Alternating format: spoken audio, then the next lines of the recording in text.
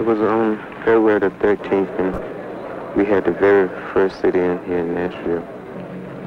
And I took my seat at the counter. I asked the waitress for a hamburger and a Coke. I said, I'm sorry, our management does not allow us to serve niggers in here.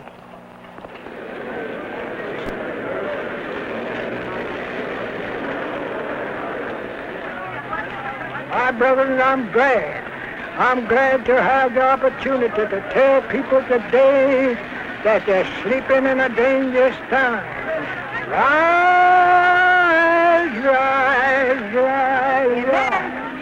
I'm here in the midst of all of these things today. I feel so glad that I've got the opportunity to tell men to run. Run, run, run, run, run. Men and women that hasn't made a start to go before, to pull up and do something for your race.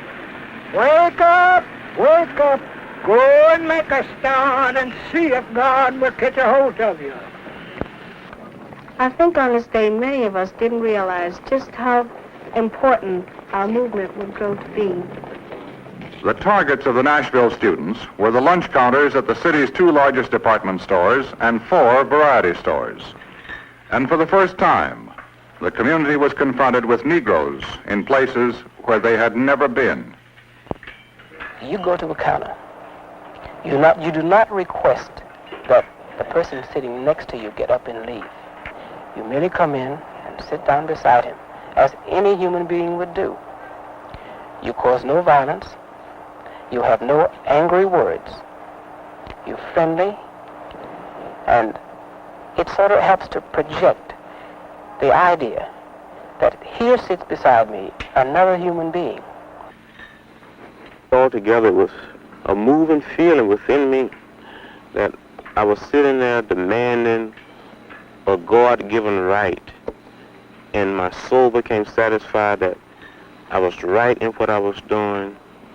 At the same time, it was something deep down within me, moving me, that I could no longer be satisfied or go along with an evil system, that I had to be maladjusted to it. And in spite of all of this, I had to keep loving the people who denied me service, who stared at me. During the early weeks of February 1960, the demonstrations that came to be called the sit-in movement exploded across the South. Within a period of 2 months, the movement had spread to 65 cities involving every southern state, with the exception of Mississippi. The new tactic came as a surprise, creating bewilderment and confusion in the white communities and even among the Negroes themselves. Hey, this letter I got from my mother, it sort of disturbed me. It hurts me in a way, man.